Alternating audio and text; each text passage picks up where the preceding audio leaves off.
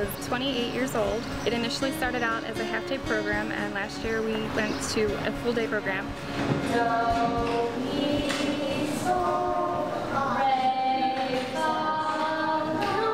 Although camp provides an opportunity for the campers to come and experience the arts that they may not necessarily experience in school. We provide visual arts, performing arts, in addition to the environment class, which we call the Eco Studio. Hello people, this is a cherry tomato. You can get it by this farm. Last year was the first year that we had the Eco Garden and the Eco Studio component, and I was really excited to see how the kids would react to it. Oh, that's spiky! I see baby pumpkins! Baby pumpkins! These are not pumpkins! These are squash! There were kids that just came in and they had no idea that the garden was what created their salad that they had later that day. I like the way the basil smell and the mint smell. You like the basil too? And the mint. So the kids get to take everything that is at harvest level. I'm gonna make a salad. I got lettuce, basil, and mint. Squash! I want squash! Miss Sam, squash! In the environment class, there they can really learn about where their food comes from and be a part of that process. We incorporated this because we wanted the connection between the environment and how the arts kind of correlate. I want a lovely picture of our garden, okay?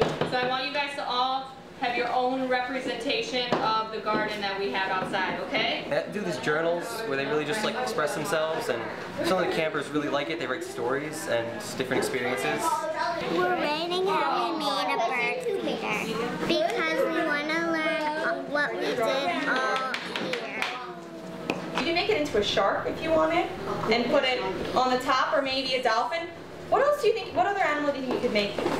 I'm doing an ocean theme this week, so we've been doing a lot of, talking about fish and talking about different animals that can live in the ocean, and just kind of how there's different parts of the ocean too, as it gets deeper, how the animals adapt.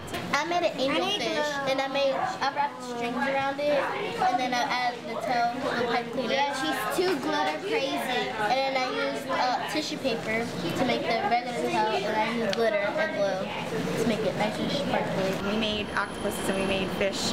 We've kind of been using different mediums, so I brought in some fabric and I brought in some CDs and kind of talking about how we can use things you would normally think of for art.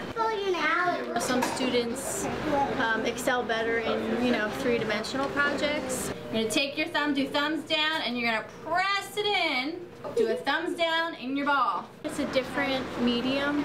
You get into it, your whole body, your hands, get into the material, and it's something different that they don't normally experience. Keep the camera on us. We're going to make a TV show in 3, 2, 1. The kids add their own creativity into it. It's always neat to see how they take the concept and turn it into their own. Spider-Man frog.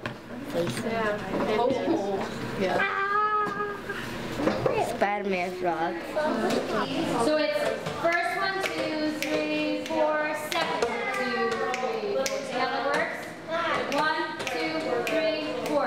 First 1, 2, 3, 4. Today we were kind of working on getting ready for the final performance on Friday. The creatures abound, and they all make a sound. Play on with the music of life. We're singing the music of life, so it's going to be a lot of fun. We work with our partners in the Camden schools to create scholarships for their students, allowing them to come to our Morristown facility. I work in Camden during the week at a private school. The kids hate when the school year ends because, that's where they feel safe. To bring in a program like this for them, it gets them out and it gets them to experience other students outside of Camden. So it's definitely something that should keep going year after year. I work for St. Joseph's Pro-Cathedral School, which is a partnership school in Camden, New Jersey. Sometimes we choose kids who need to come a little out of their shell because we know that Perkins Camp is the kind of place that will help a kid that's normally a little introverted. And by the end of 2 weeks, is probably out there singing their little heart out. So. For one of the field trips for this summer, we went to the Perkins Center.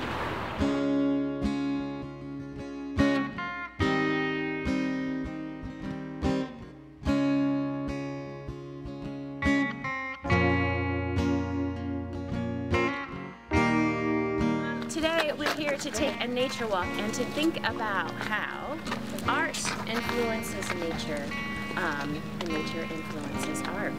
So, we are going to visit a couple of different habitats today. So we're going to visit a pond, we're going to check out a field, we're going to check out a forest, and we're going to be thinking about 3 really big ideas.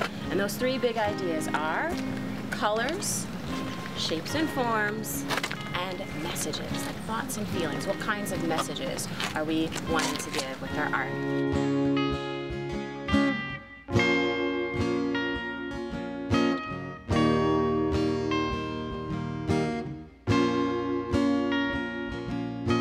The tour guide pointed out different native plants, trees, animals.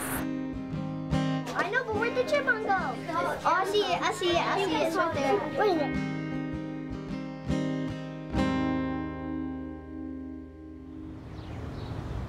For the past 2 weeks, the campers have been working on their art projects and their performance piece, and they are very excited to show you everything today.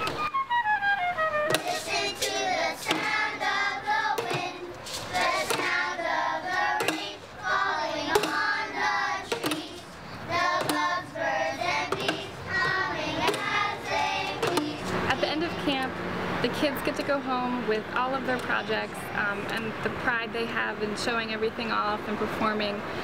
Teachers abound, and they all make a sound, playing on with the music of life.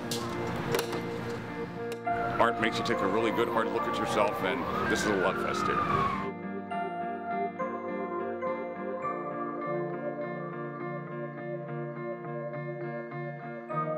There is definitely a positive impact on how they look at the world.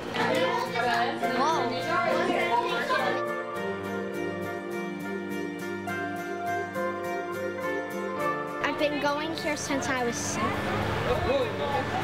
I think it's about 3 years, maybe.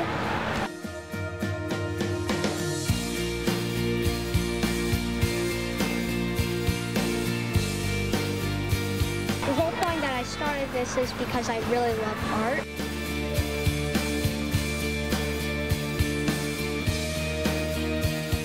When you come to Perkins Center for the Arts, this is not a camp where it's construction paper, Elmer's glue, and some macaroni.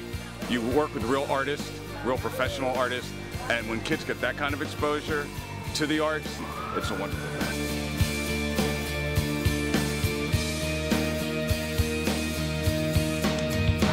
I've been doing pretty well at camp this year, so